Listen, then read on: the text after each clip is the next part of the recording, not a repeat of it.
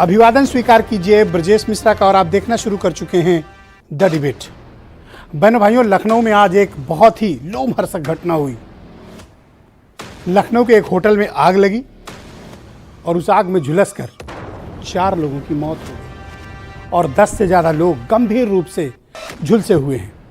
अवैध तरीके से बनाए गए इन होटलों पर कभी कोई ठोस कार्रवाई नहीं होती और नतीजा लोगों को अपनी जान से हाथ गंवाना पड़ता है। आखिर कारण क्या है इसके पीछे? कठोर कार्रवाई से परहेज क्यों है और इस तरह की घटनाएं होती क्यों हैं और हमें बचाव का क्या तरीका है ऐसी घटनाओं में, इसके बारे में आज हम चर्चा करेंगे। बहनों भाइयों, लखनऊ में आज 2018 की कहानी फिर से दोहराई गई।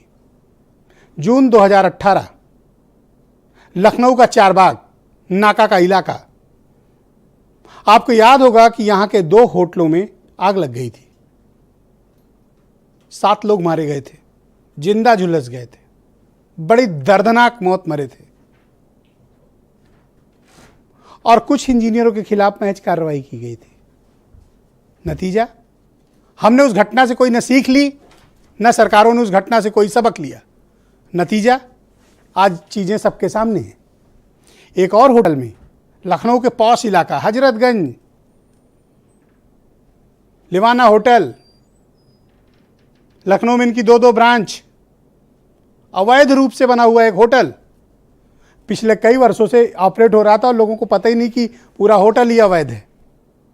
और उस होटल में आग लग जाती है सुबह, जब लोग गहरी नींद सो रहे थे। 30 में से 18 कमरे फुल थे, 40 से ज़्यादा लोग वहाँ पर रुके हुए थे और 4 लोगों की जो मौत हुई है आप कल्पना नहीं कर सकते। दम घुटने से और जिंदा झुलसने से मौत हुई, लोग मारे गए। कारण क्या है इसके पीछे? और कभी भी इन होटल वालों के खिलाफ, फायर की एनओसी देने वाले अग्निशमन विभाग के खिलाफ, नगर निगम के खिलाफ, बिजली विभाग के खिलाफ और सबसे बड़ा लखनऊ डेवलपमेंट अथॉरिटी या जिन भी जनपदों में जो भी डेवलपमेंट अथॉरिटी हैं, जो रेगुलेटरी संस्थान हैं, उनके खिलाफ कार्रवाई क्यों नहीं हो पा रही है? उनकी कार्रवाई को रोकता कौन है? इनके पीछे कौन आता है और इन्हें बचाता कौन है? वरना कोई कारण नहीं है कि लखनऊ के सबसे पॉश इलाके में एक होटल ही अवैध बन गया।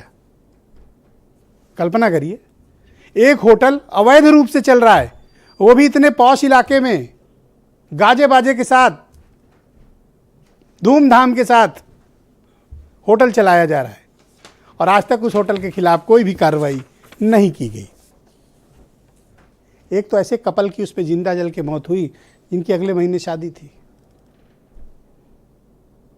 पंजाबी कपल बड़े अरमानों के साथ लखनऊ आए थे शॉपिंग करने, बेमौत मारे गए। अगले महीने उनकी शादी थी। 2 और लोग मारे गए और कितने ही लोग लखनऊ के अस्पताल में जिंदगी और मौत के बीच झूल रहे हैं। और कार्रवाई के नाम पर जनरल मैनेजर और होटल के मालिकों को डिटेन कर लिया गया है। लेकिन यह व्यवस्था का इलाज है ही नहीं। आखिर वो कौन लोग हैं जो इस तरह के अवैध निर्माणों को लखनऊ में संरक्षण दे रहे हैं, वो भी संगठित गिरोह बनाकर? और एक विभाग नहीं, इनकी सभी विभागों में पैठ है और इन पर आज तक कोई लगाम नहीं लगी। जैसा कि मैंने बताया कि चारबाग में 2018 में 2 होटल में आग लगी, 7 लोग मारे गए, मीडिया की सुर्खियां बनी, कुछ एक अफसरों के खिलाफ कार्रवाई हुई, सब बच निकले। आज लिवाना में हुआ है, कल कहीं और भी हो सकता है।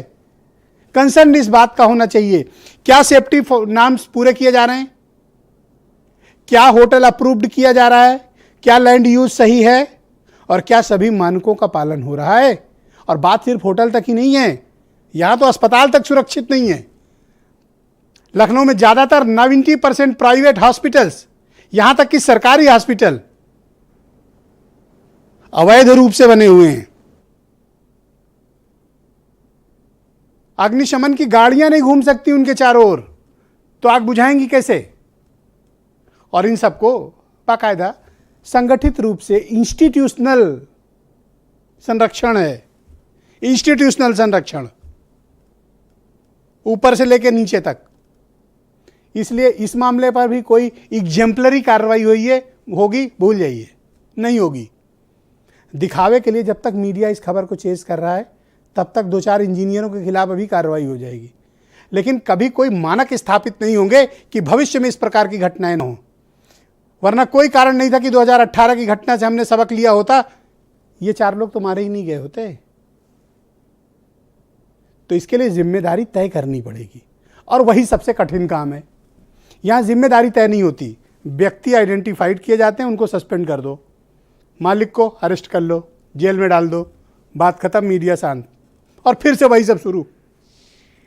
इसलिए मैं कहता हूं कि जब भी इस प्रकार की घटनाएं हों, कार्रवाई एग्जेम्पलरी होनी चाहिए और नगरीय व्यवस्था में मानकों का पालन बहुत ही आवश्यक है, तभी हम एक सुरक्षित शहर दे पाएंगे।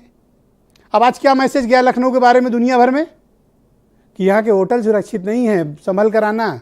अब कोई लखनऊ आएगा तो उसके परिवार वाले फिक्रमंद रहेंगे कि जिस होटल में गए हो भैया वो ठीक तो है कि नहीं, पता नहीं कब क्या हो जाए।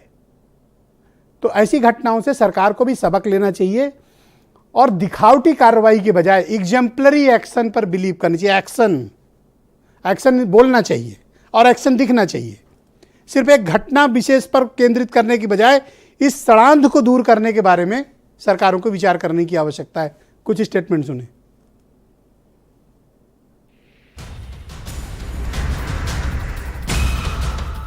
अभी बेटर है, लेकिन ऑक्सीजन लेवल दोबारा से डाउन हो रहा है। अंदर कुछ धुआं चला गया ना, इसकी वजह से थोड़ा सा प्रॉब्लम हो रहा है उन्हें। सर वहाँ धुआं बहुत ज़्यादा था, सफोकेशन हो रहा था। हम तो सोए हुए थे जिस समय देखा कि भीषण आग लगी हुई है, चारों तरफ धुआं ही धुआं था, सांस लेने में बहुत तकलीफ हो गई। इलाज का पूरा खर्चा सरकार उठाएगी। हर स्थिति में हम पीड़ित परिवार के साथ खड़े हैं।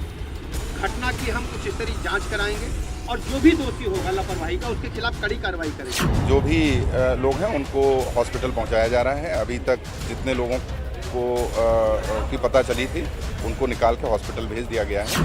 कि वो आग एक फर्स्ट फ्लोर के किचन से स्टार्ट हुई थी, जिसका एरिया बहुत ज़्यादा नहीं था, आग भी बहुत बड़ी नहीं थी, लेकिन वो धुएं भरने की वजह से लोगों की जो कैजुअल्टी हो गई। नियम का उल्लंघन हुआ है और व्यावसायिक गतिविधियां संचालित हो रही हैं और उनके विरुद्ध जो कार्रवाई होगी उसमें सीलिंग की कार्रवाई तो शामिल ही है। इनिशियल साइंटिफिक और एनालिसिस और फॉरेंसिक एग्जामिनेशन हो जाता है, उसके पश्चात यही प्रक्रिया अमल में लाई जाएगी।